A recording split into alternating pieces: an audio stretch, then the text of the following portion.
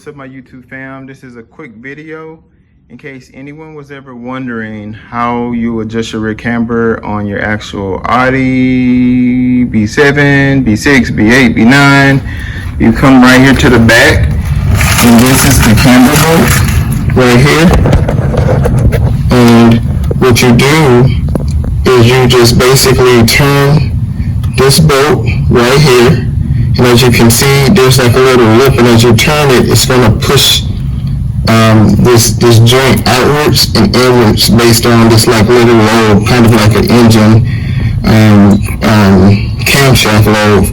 And so I have my camber the most inwards, a couple of negative degrees, and because I have it pretty much aligned with this right here, if you wanted to actually have positive camber, I'm going to make this lobe go this way, and that way I'll push it out this way.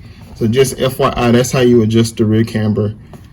This lobe right here, as it turns, it pushes it outwards and it pushes it inwards.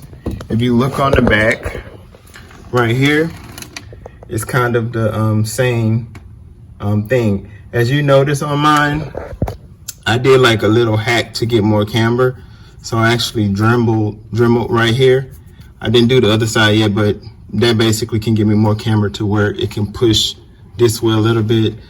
FYI, if you look at that, you can see it. That's the other side. So that's how you adjust the camber.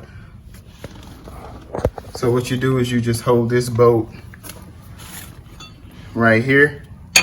Basically hold that bolt, and then that's how you turn the other side. And when you turn the other side, that's how you adjust the camber.